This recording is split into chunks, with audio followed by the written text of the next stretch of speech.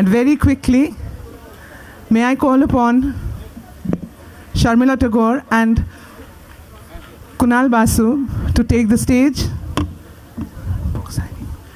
And Rajdeep and our other panelists, Sankarshan, Meher, they'll all be going to the bookstore. The title of our session is Dark Cities. And there'll be a little bit of discussion and a little bit of reading, and then we'll throw it open to the audience.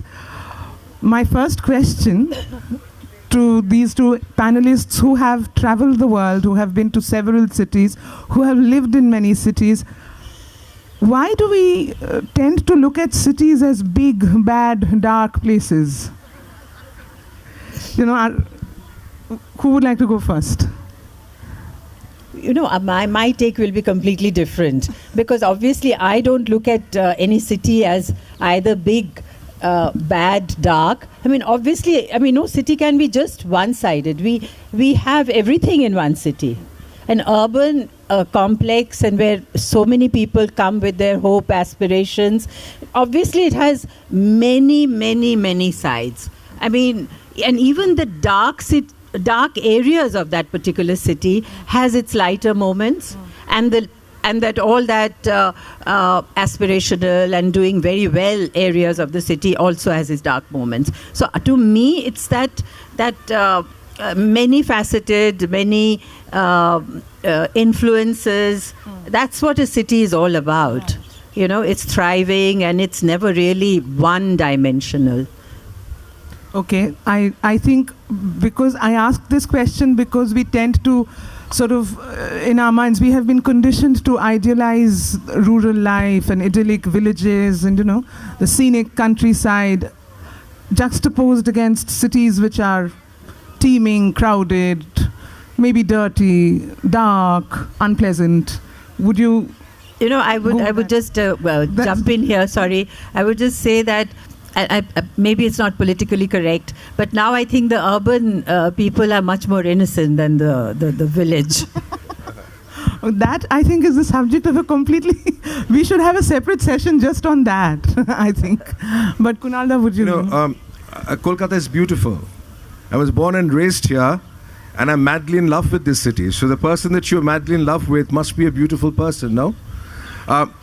But this city really is not, I agree with you, it's like an universe. Now the universe has many different planets. Some people live in Uranus, other people live in Mars. And they know the world inside their planets very well. They have their friends, they have their jobs, their business, their local neighborhood shops, whereas they're in many cases blissfully unaware of what happens inside the other planets, which is what happened to me. I'm a South Kolkata boy. I was raised near the lakes. And when I started going to Zakaria Street, which is about 3 kilometers from here, maybe less, along Central Avenue, it seemed like it was a different city. It was not Kolkata anymore. You know, one reads statistics, one reads reports, one hears journalists, but nothing makes a city real as a real experience. And when I started going to Zakaria Street, I felt, I am the outsider, and this is the real Kolkata. And that made me feel, how would people who live there, when they come to South Kolkata, when they come to Victoria Memorial, do they feel like they're outsiders? You know, I was waiting before this session got started, and I was walking around. And there are a lot of people who are visiting the Victoria Memorial. They're not coming here to the Literary Festival. They've come to see the stone lions. Yeah? And as they were walking around, some of them started wandering into this Literary Festival. And immediately some people say, no, go that way. Us taraf jaiye. Because they'd come into Uranus, they're from Mars. That's a very telling point, actually. Sharmila, this is just a very personal question. Have you ever discovered aspects of the cities that you've lived in that you've not been aware of? And, you know, the revelation that Kunalda had, that actually forced him to write a book. A book came out of it. Have you ever had such experiences? Well, exactly as what Kunal says, there's so many, in the broader vision of Kolkata, the broader boundary of Kolkata, there is Calcutta, that is Bikram Seth, suitable boy, Calcutta. and there is Kolkata. And I think Kunal Basu's novel is about that Kolkata. And yes, I am very fortunate because I have been working in films, and that has given me opportunity to go to these areas. I mean, during Opu Shangshar, for instance, I can't say I've been to Kolkata, but I've been to Kolkata, you know, Tala and that area. And I know perhaps I'm digressing and going away from Kolkata. This is part of the narrative. You know, after the film, because when I worked in Opu Shangshar, I was just 13 years old. And it sort of was a wonderful experience. But 30 years later, Catherine Berge was making a film on Shomitra. And she took me to that area because she wanted to film. And you know, believe me, 30 years later, that house was exactly the same. Nothing had changed. And, you know, that uthon, the shiri, you know, everything. And then I realized when I sort of, in a very crowded area, when I walked up the staircase and entered the roof, then I realized why Manikda had chosen that particular area. Because then when you got there, there was nothing. You know, just the sky was the ceiling. And then I realized why Opu the poet would go there.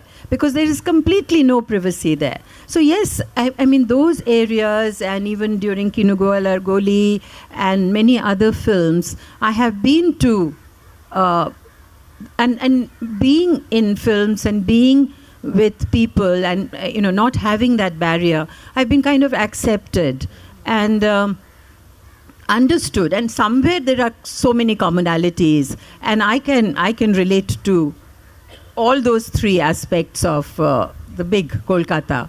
Yes, but yes, as you say, Mars and, you know, yes. So that those barriers exist. And then sometimes when you are aspiring and when you want to cross through, you find incredible resistance. Here to they said, is taraf nahi, us taraf jao. Yeah. But otherwise there is such a lot of resistance when somebody wants to, one can't even, when you're born into privilege, you have no idea how difficult it is to get through that barrier. I mean, we are reading the papers, we know what's happening, and there's one instance has just been played out in Hyderabad. Yes, so it is very difficult. Yeah. I mean, Jagushini, you must allow me to digress as well a little bit, because I think our session becomes exciting because it's a session of digressions. And this one is about cinema. And in a curious way, it connects Sharmila Tagore. So when we were growing up in South Kolkata, we come from the cultured Bengali intelligentsia in a house full of books, in which, you know, we never really went and saw Hindi films. There was nothing against seeing Hindi films. There was no taboo per se, but that's not something we did. Then one day my sister, who was 2 years older than me in school, she's here today, she comes home in a very agitated state and says, everybody has seen Aradhana. Only we haven't seen Aradhana. And my father says, what is it that you want to do? And she said, all of us must go see Aradhana. Okay? So we went to Lotus. Now, if you know where Lotus is, it is closer to my Calcutta. And there in that Lotus Cinema Hall, which is surrounded by a very different kind of clientele and people than my South Kolkata neighborhood, we saw Aradhana. And Gunguna still rings in my ears. And that's right. These films obliterate all differences, and everybody warms to a film, and, you know, there's a similar reaction. Yeah. Yes. And that I think it's a great way to break down the barriers that you are talking about, because somebody sitting next to you watching Aradhana and Lotus could have come from where your protagonist in Calcutta comes from. Yeah. You know, so there the democratization would have been at work. It would have been. And you know, when I was writing this book, it took about 2.5 years of research, largely because, as you were saying, the barriers are immense. You know, it's not simply the economic barriers, but the sociological barriers. Now, what am I doing in Zakaria Street, prowling the streets? What am I doing going up the stairs of these old houses, which are architectural marvels actually, and flying kites with the boys up on the roof. Who am I? And it's very hard to explain that my interest really is one of observation. Because people don't transgress borders without a reason for transaction. I'm not here to buy anything. I'm not here to sell anything. I'm not a journalist. I'm not here to collect information or a photographer or something like that. And that in many ways is a difficult bridge to cross. But does that mean that you're viewed with suspicion and they don't open up to you? How did you progress with your research? Here's the story. If you believe in God, and you don't have to, if you believe in God, then you must know that God is kind to authors. Okay? So when I thought of this story, I said, look, Kunal, how are you going to do this? I mean, I don't know anybody who lives in Zakaria Street. So I was at the Jaipur Literary Festival 2 years back with my previous novel. And there was a party. And there was this gentleman, an elderly Marwari gentleman, who was there, and he was talking in Pidgin Bangla to somebody. And so I said, well, are you from Kolkata? He said, yes. Where in Kolkata? And he said, Zakaria Street. And I latched onto him shamelessly. You know? And I became his friend. And this gentleman, who runs an NGO which deals with education, women's education and health in Zakaria Street, led me by the hand. And he knew everybody. He knew the Imam of the Nakhoda Mosque, who became my friend. We would sit for hours and talk about Salman Rushdie. He had no difficulty with Salman Rushdie. We would go to all the traders, the gem dealers, the ittarwalas, the mafia. Okay? And I must have gone to so many shady bars that I don't want my friends to know. And Kunalda was looking for gigolos, just for the record. So the picture was complete. Not only was he going into an alien neighborhood, he was actually looking for gigolos. So, not just that. I think the book, I think, is it has really moved me deeply. I read it and I just loved it. And it's the way he narrates the story, the way he tells his story, and it's completely credible and believable. And Jamshed, and it's such a beautiful character that you have created.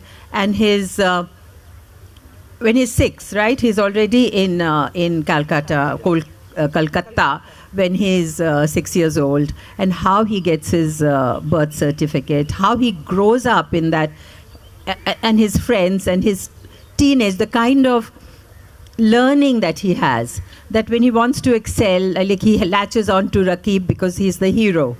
I mean, he knows women, he knows, he owns a gun at the age of 14, and how he's influenced by them, how he learns to steal, just to impress, just to be one of the gang. Yeah, that's his identity. And then from then, it leads one thing to another, and then you have this wonderful mother. Her entire hope is to make something of the children. She doesn't want her son to be a tailor like the father, wants a better future. And how she's defeated at every stage, she doesn't even know. And she's relentlessly working as a, Zari, doing borders and craftsperson, hardly getting paid. And, her dreams sort of invested, and how both the children, in one goes in one direction, the other at one point, but how as if he's, that wonderful thing you say about the butterfly, and how this is trying to become a butterfly, and a well-wisher tries to cut the cocoon, and the butterfly is not ready to fly and dies. It's a story from the Shura. Yeah. And in the Surah there's a story which Muhammad told, the Prophet told his followers, that one day there was a butterfly which was about to be born, breaking outside the cocoon. And there was a little boy who was observing the birth of the butterfly. And he said, why don't I help him or help the butterfly? So he takes a pair of scissors and he cuts open the cocoon from which the butterfly emerges. But the plan of the person who created the universe was to make the butterfly struggle in the process of birth. Because the process of struggle would make its wings strong and it would be able to fly. So when it comes out artificially from the cocoon, it is unable to fly and is squashed by somebody, which is what happens to a lot of people that he knows. Yes, And that is exactly, I mean, every time Jami tries to somehow the fate, the situations keeps sending him back. And he's just a pawn in a more sort of design, in a bigger design. And he can just never get out of it. I mean, there's a section in this book. So when Jamshed gets a job in a travel agency, by the way, he comes to Kolkata as a young boy, but he doesn't have the Indian passport.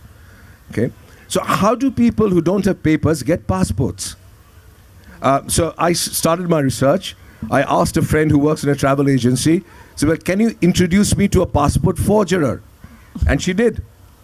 And this gentleman came to my house, white shirt, black trousers, very respectable, wearing spectacles, briefcase in hand, mobile phone. And he sat down and he said, this is how you get address proof. This is how you get identity proof. This is how you get birth proof. And then he said, do you want an Indian passport? I said, no. He said, I can get you a Bangladeshi one too, if you want to, So writing this book has been a huge learning experience for me in terms of what can happen in this city. And you're quite capable of such things, because he actually asked the commissioner of police for a lead on gigolos. The first person he approached was the commissioner of police, saying, can you actually introduce me to somebody who can lead me to... But Jagushini, there being a native Kolkatan helped me, So when I, again, thought of, how do you meet gigolos? They don't naturally form, in our circle of friends. You couldn't stop people in the middle of the street and say, excuse me, can I talk to a male prostitute here? You can get beaten up for things like that. Okay. So I went to Shunil Gangopadhyay. He was then alive. And I said, Shunila, can you introduce me to a senior police officer? And he knew I was in trouble. So he called Gautam Mohan Chakraborty, who was then the commissioner of police, and said, and I have to say this in Bangla, Gautam, আমি কুনালকে পাঠাচ্ছি, এটা কোনো criminal case না. So I go to Lal Bazaar and I walk in. There are no body checks. Nobody asks for an identity proof. I could be from any one of the terrorist organizations that the previous panel here was talking about. And I walk into his room. It's very impressive. It's from the British Raj with all these photographs up on the walls. And he serves me Darjeeling tea. It's all very civil. And he said, how can I help you, Mr. Basu? And I said, I'm looking for a few gigolos. And to his credit, he didn't bat an eyelid. He didn't ask you why. No, he didn't bat an eyelid. The police must have, they get all kinds of requests from time to time. But he helped. He led me on to an incredible woman who heads or then headed up the anti-trafficking cell in the Calcutta police. And one thing led to another, and I gradually met with these young boys. Yeah. And by the way, the boundary around Victoria Memorial is one location where you might find them in the evenings. But when you're talking like this, I'm really getting upset, because I have invested a lot of emotion and love on Jamshed. He's a very, very dear character for me. So please be careful of what you say about gigolos now. And that's one of the, one of the things that strike you about this book, particularly Calcutta, is that there is absolutely no value judgment in it. I think, it's something that is so matter of fact, and the narration is so very serene almost, despite the very dark, very disturbing passages that you occasionally, it's one of your most disturbing books that I've read at one level, and also very engaging, but very disturbing. And as you say, that there is such, all the characters, it's absolutely non-judgmental. Totally. And there are such beautiful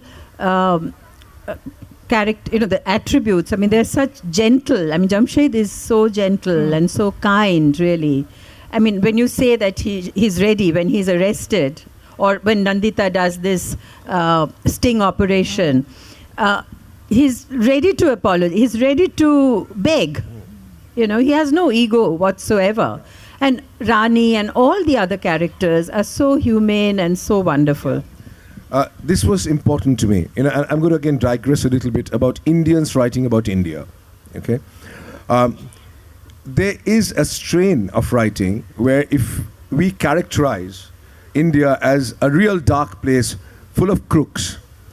People who are larger than life are caricatures. They lie at the drop of a hat. They can steal and they're corrupt.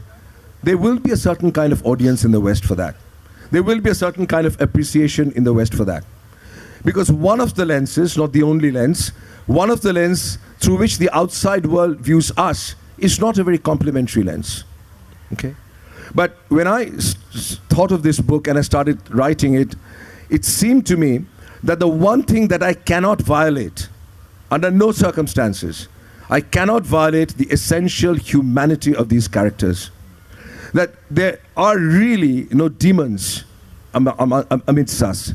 It is only the circumstances and the very difficult circumstances that we subject our fellow citizens to that lead them to take up professions such as the ones described in this book. I mean, Jami's father becomes a satta, a bookie. And Jami asks his mother. My mother comes up and asks him for some money. And he says, what is this for? He said, your father has now become a businessman. He said, Abbu, a businessman? What will he do? He said, he's become a bookie, a pencil wala. And he said, but isn't that illegal? So his mother, Ruxana, says, I don't know whether it's legal or illegal, but it's the only way left for us to live. It's the only way left for us to live. Would you like to read something about that, Kunal? Now is a good time to probably read from. I could, if you want me to. There is maybe what I should read is I should read about the primary occupation of Jamshed, which is that of a male prostitute, of a gigolo servicing women.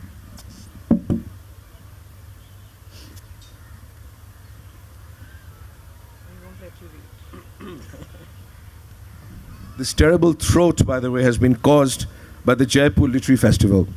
I came in this morning and it was awfully cold in Jaipur. So Jamshed goes to work in a massage parlor. And his handler or manager is a person called Rani. Rani is a hijra, a transgender person. And Rani teaches him the ropes. Okay? And this is Rani telling Jamshed what he can expect. You will know who comes for real massage and who just to sleep inside a sweet-smelling room.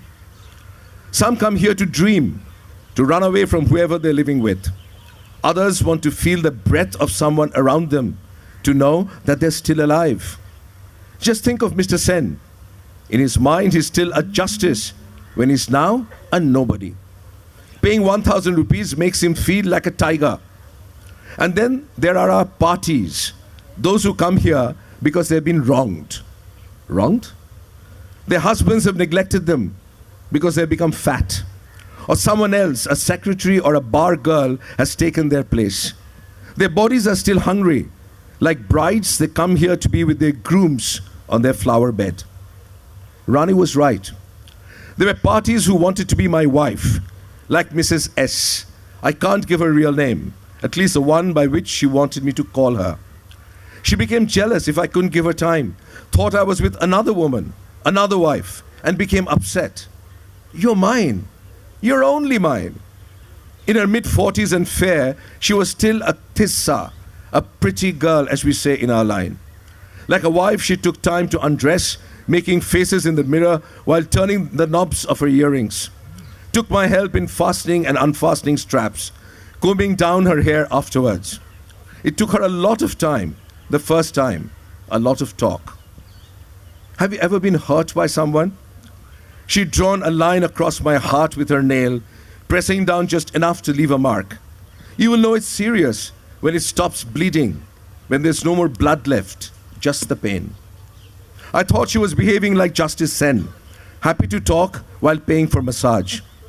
You need to make up stories to keep your party happy, Rani had advised me. If she's sad, tell her your sad story. If she wants to know what naughty things you do with other parties, make up the naughtiest story you can. Talk will make her hot, even if she was cold when she entered the room. I told Mrs. S about Afreen, Hing Mastan's young auntie, who'd come up to the roof of number 14 to watch me fly kites whenever she visited from Delhi, where she was a BA honors student. We had kissed behind the water tank. She used to send me notes in Urdu shairi that I was afraid to show others. I used to dream about her like my friends dreamt about film stars. I didn't want to do dirty things, just kiss and gaze at her face, smell her attar. You're making me fall in love, Jamshed. Mrs. S stroked my face. A friend would be married soon, Ammi told us one day. Proposals had started to come to her sister Humaira from Agra and Lucknow, even England. She was special, stood first in exams, spoke English like a convent schoolgirl. Why didn't your mother press her friend for you? How could she? Even after a decade in number 14, we were still called refugees. Ammi was just a Zari girl, and Abbu struggling to become a successful pencilwala. Plus, who'd select a Langdi for a sister-in-law? Did the two of you ever? I'd shaken my head. Oh, Jamshed. Then we had sex. Like Afreen and Jamshed. Not like Mrs. S and her gigolo. It felt like we were hiding behind the water tank on the roof. My hands all over her chicken kameez, damp with sweat. Her salwar dropped down from her hips, smelling her attar, the azan in our throats.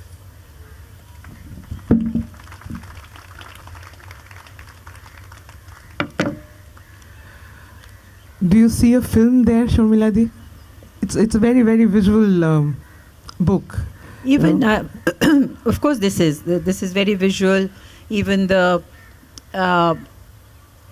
Zakaria Street and the gang, Rakib and Munna and Bakki, all their, what they do and how they live. That's also very visual. And I love the party scene where Kolkata meets Kolkata, and what he feels and how the conversation goes. One is an art dealer, one is a NGO, one is something else. It's so typical and how they talk, and without really, they're conversing, and yet there is no substance in it as such. They don't mean anything, and how beautifully, and it's not just visual, but how the plot thickens and how he weaves so many elements into it. And Nandita, the journalist, how she traps him, not really meaning to, tricks him a little bit, and for no rhyme or reason. It's not clear why she does it. Yeah. And yet she manages to destroy his life. You see, when I was trying... Destroy his peace of mind, at least. Exactly. Yes. When I was researching gigolos, and I spent a lot of time in their company, I found out that they were desperately afraid of journalists. Because, journalists find out this is an interesting, exciting topic. And if a journalist interviews a male sex worker and takes a photograph with her or his mobile phone and publishes this photograph in the story, then their entire cover is blown. Because most of the gigolos are married. They have families who don't know. They lead double lives. And the incident that you're referring to is indeed where a person pretending to be a friend does exactly that. Blows his cover. Okay? And this is what they're desperately afraid of. But to the point about Alipur, which was fascinating to me, again, as a South Kolkata boy, a middle-class Bengali, I'd never ever been inside an Alipur villa when I was growing up. Okay, so the high and mighty of society I'd never encountered. But over time, through my journey through life, I've now been inside a few Alipur villas, and I thought they should also feature in this book because that's another planet in this universe called Kolkata.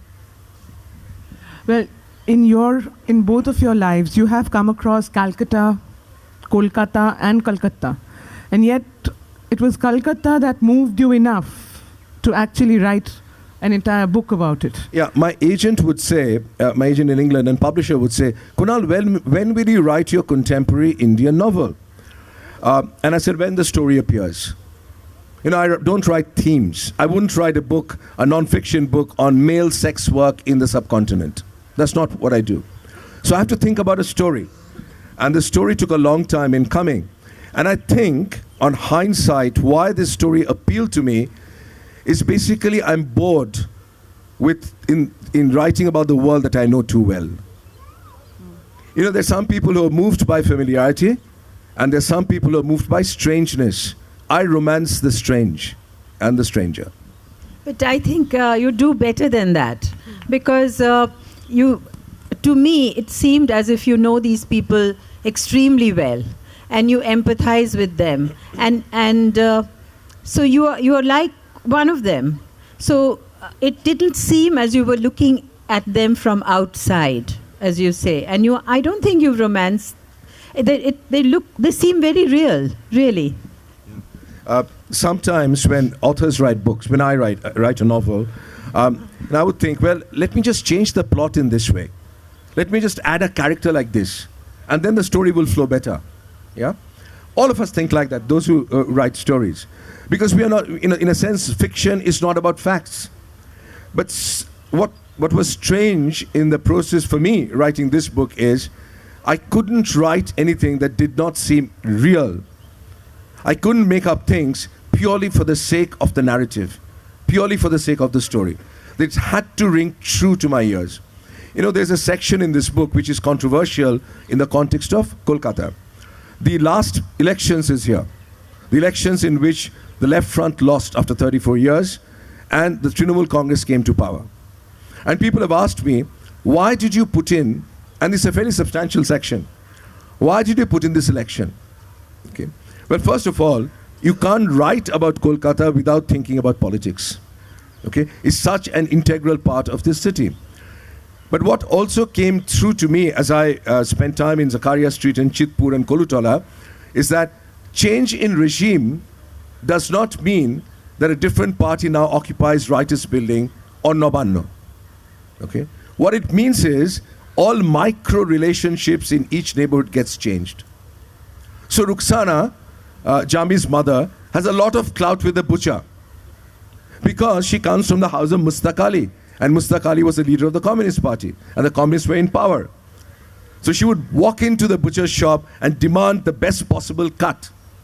Even the birth certificate gets done because of... The birth certificate is done, Jami's birth certificate is done because of the patronage of Mushtaq Ali, Uncle Mushtaq, Comrade Mushtaq. But when Comrade Mushtaq loses, then Rukhsana's power of bargaining with the butcher goes down. Okay? This is the reality of politics in this city. That all the micro relationships in these neighborhoods get realigned when there's a regime change. But I have one question. I mean, you could have allowed Jamshed, at least, the last, you end. Why did you not allow him to survive his destiny, so to speak? Good question. I shouldn't give the ending away. Yes. I shouldn't give the ending away. That's a spoiler alert. Yeah. No, but again, I think sort of this, the question that was paramount in my mind as I spent time with these guys, okay, these boys, what is the best case scenario for them? What is the best thing that can happen to them? And you know what? They believe that the best thing that can happen to them is to get a visa to go to Dubai, or to Saudi, okay, or to Oman, or to Qatar. Okay, where they can earn tax-free riyals and dirhams and send them back to their families so that their sisters can be married off, so that they can buy a flat and move out of the ghettos that they live in. Okay, that's probably the best case. It didn't appeal to me. In the case of Jami, that exit didn't appeal to me. In a way, I've drawn a parallel here in this novel. Let me say this without giving the ending away.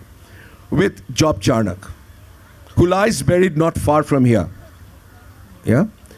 And I was trying in some ways to hint that Jamshed Alam the Gigolo is Job Charnock reincarnated in flesh after hundreds of years. That here is this stranger who has come to this city, Job Charnock from England, Jami from Dhaka, from a refugee camp, built a life for himself, and now there is no exit for either one of them. You know, Charnock didn't want to leave. After his tenure was up in the East India Company, he was told that he can go back to England. He refused, and he lies buried here. That's, I think on that note, yes. I wanted to ask you one last question before we take questions from the audience, if any. In your all your travels around the world and all the cities that you've visited, which city or cities have left their imprint on you, either in a positive or a negative way, so much that you remembered it all your life? You know, a city that has stayed with you. Because we tend to, as I say, vilify cities and look at them as these unidimensional, big, dark, crowded, bad places. What is your abiding memory of maybe some of the cities, as a city that really affected you profoundly? Say Kolkata, please. Well, you just took it. Absolutely, I agree, because I would say Kolkata. Because, yes, absolutely. Because the energy, I mean, look at the, somehow we managed to take everybody along in this city. The differences are not so much. It doesn't jump out. And everybody is going, I mean, it's masses of people wherever you go. I mean, just when I was walking in, there's so much happening. And yet, I just came recently for the International Film Festival, and the buzz and the interest and the queuing up. Same with Literary Fest, same with the book fair, same with everything. I mean, there is a lot of, everybody has an opinion. Everybody has an opinion, everybody gives it, and the photographers, and they would start fighting. I had gone to this Netaji thing. And there was such confusion. Everybody screaming at everybody else. But it's I don't know. And there is the feeling of belonging. And this and look at the architecture. I mean, look at that beautiful thing at front. Look at what is behind us. Look at the trees and look at the. I mean, altogether, it really affects me. But okay, I might be biased because I'm a Bengali, I've grown up here, I've been to school here, I fell in love here, I got married here. So there's many, many memories here. So maybe it's because of that. But yes, I do love Calcutta. I love everything about Calcutta. But in a strange way, I completely echo what Sharmila is saying. I was born and raised here too. But for me, the reason I love Kolkata the most, despite having spent 30 years in different parts of the world, is because my best friends live in this city and my worst enemies live in this city. Is that right? Well, on that note, let's hope that we can, because we take everyone along, Calcutta, Kolkata and Calcutta might very well merge more often than we think. We would now take a few short questions from the audience. And when you say, I will be really brief, just make sure you mean it. If there are any questions, are the volunteers ready with the mics? I think there's a question there from the lady there. Yes. A very short question from someone from Britain.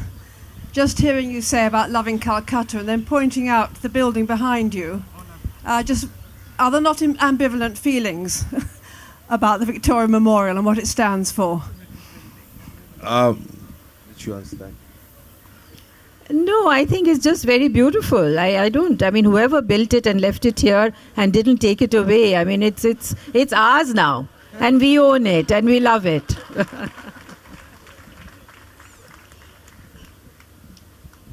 Other questions? Hey.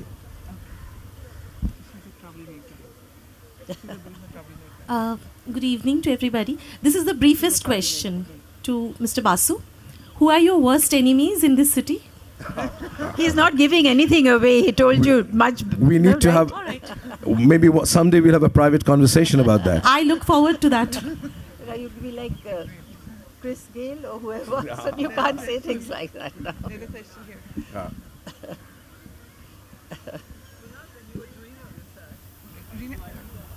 We can hear you. Rita di, I think piche ne mic.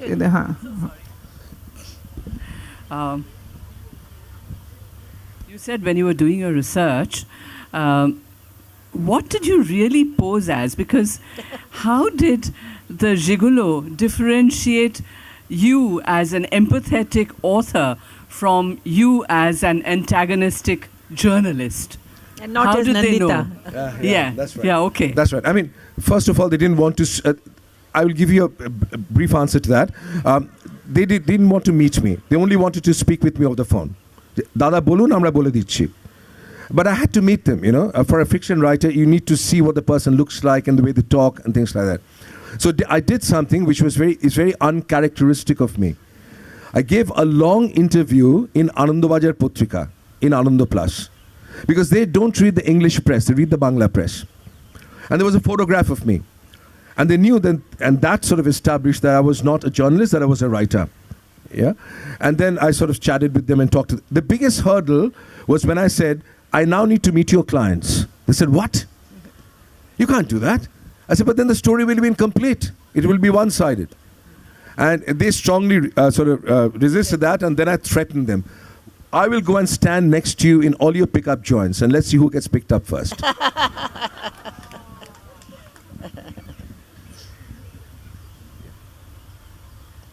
Do you think that was a selfish thing to do? I have to ask this question. Do you think they were threatened, cowed into talking to you? They laughed because this is a man with white hair.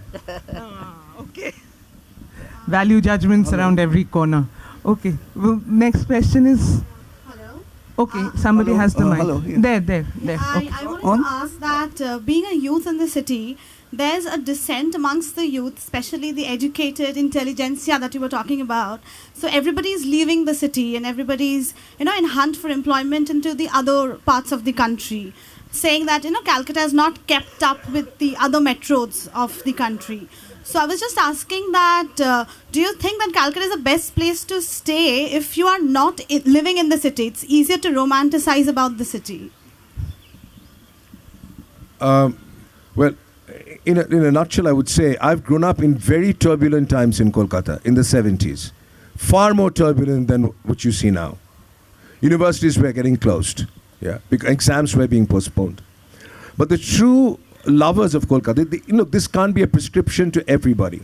Everybody finds their own peace. And the peace that I would hope that many young people today in Kolkata would find is to create the city that they would like to live in, rather than having the city being handed to them. Sharmila, would you like to answer that question also about being, about it being easy to romanticize about a city that you don't live in because it applies to you? Well, I've also grown up in Calcutta, and I think I evolved a lot in Calcutta. I wasn't stunted. I didn't feel hemmed in. I kept growing, and I had many interests. And yes, my work took me outside of Calcutta, because from regional visibility, I wanted national visibility, and I wanted to go to the bigger, and Hindi films gave me more visibility. So, but I kept coming back to Calcutta. I never left. I continued to work in Bengali films. My last film was Antoheen. But beyond that, I participate in a lot of, So I come back about 4 or 5 times a year, and I was part of this Kolkata group of Amartya Sen. So, my bond with Calcutta hasn't changed. I mean, nobody asking you to stay static at one place. I don't think anybody should, and especially young people must go around, see the world, go somewhere. But don't leave Calcutta. Don't break your bonds, and keep giving back to Calcutta. And as Kunal said, that you need to also make it better by contributing it. So I hope that answers your question. Yeah, I think it does. This gentleman, yes, please. Calcutta indeed is a beautiful city, and day by day you see with additions and new areas developing, it's becoming more beautiful. But certain heritage places are, sometimes altered. Like if you, in Victoria Memorial, it's a big canvas, you see, then we have, suddenly, we have Aurobindo, though I admire him, you see, standing out over there in a canvas which was essentially created by Lord Curzon much before, you see.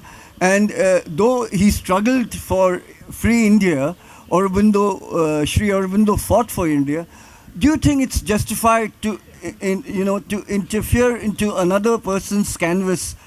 If I have a painting which I have done, I wouldn't like anybody else to, Look, you're touching on an important point, but this is a very complex issue to address.